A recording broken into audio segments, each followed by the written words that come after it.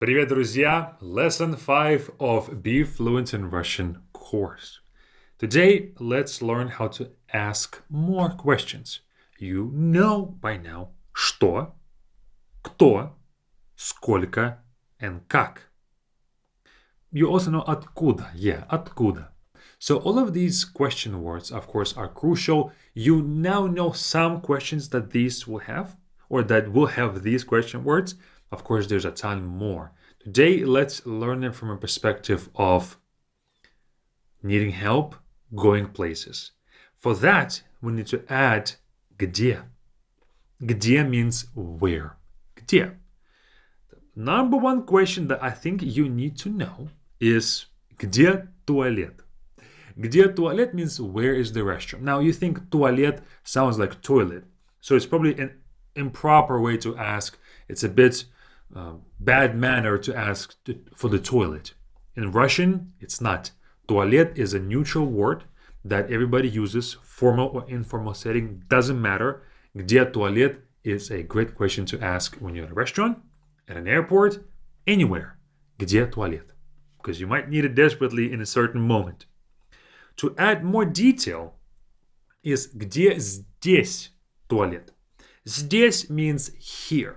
Где здесь туалет? Where's the restroom here? What if somebody asks you this question? Где здесь туалет? 3 simple answers. You can say здесь and point when it's here.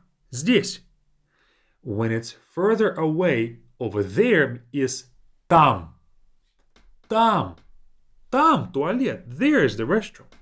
Or if you don't know, you say я не знаю.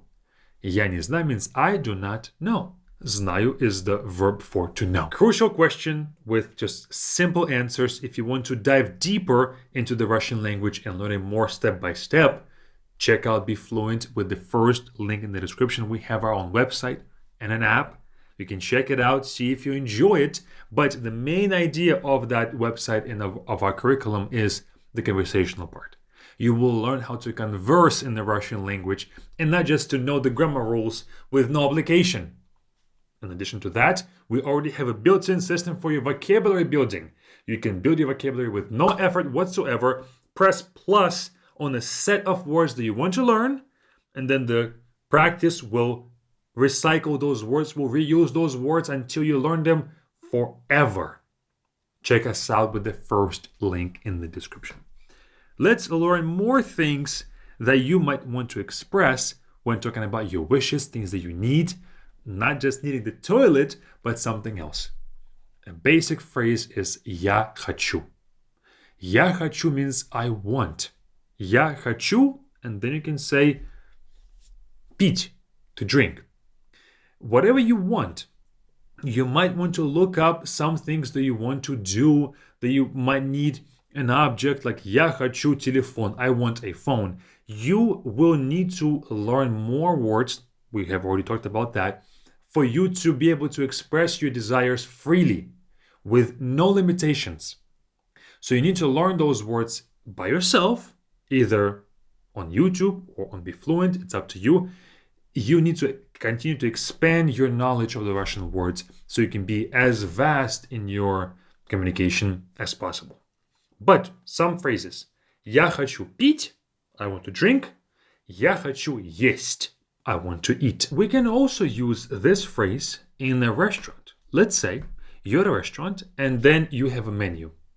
Instead of saying just это, now you can say я хочу это, я хочу это, I want this and I want that. To continue with the topic of a restaurant, a more polite and a more, I guess a better way to say what you want is мне это, пожалуйста. For me, this, please. Now, this, first of all, пожалуйста. New word for us, пожалуйста means please. Пожалуйста.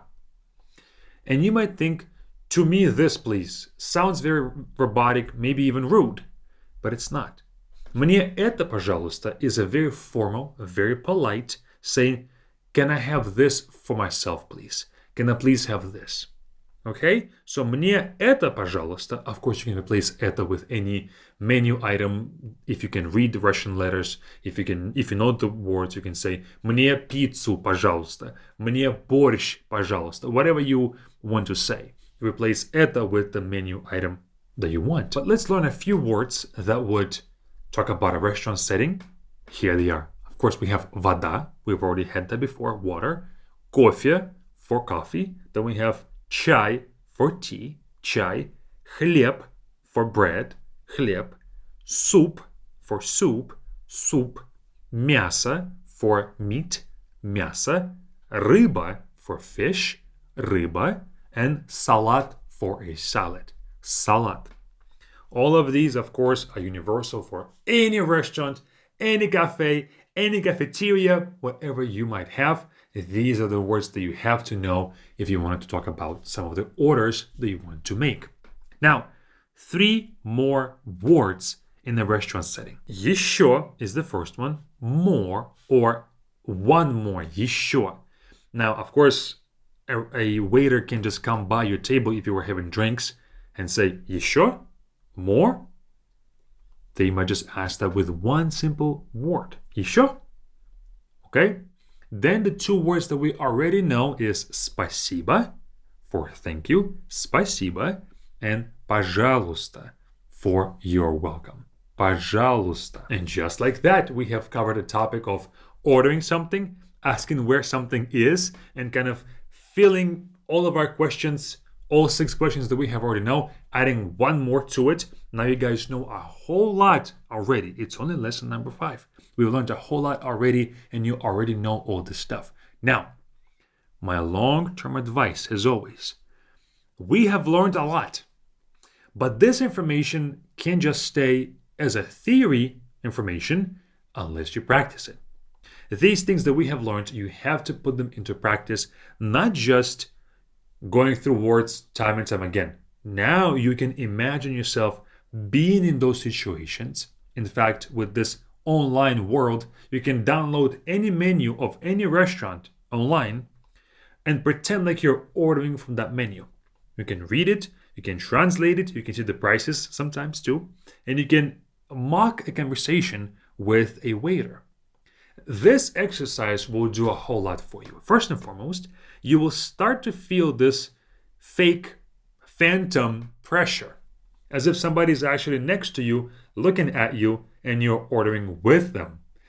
It can happen sometimes, but it's a great tool to mock the conversation, so when you are actually in front of that waiter, you're not scared. And also, if you're mocking the conversation, you will see exactly where your shortcomings are. You will know exactly where you cannot express, where is the area of your struggle, so you can adjust your learning accordingly. Make sure to put this stuff into practice so it won't stay as theory forever. That is all. See you all over at BeFluent with this button right here. Join us, check it out, or keep on learning Russian with this next video. It's up to you.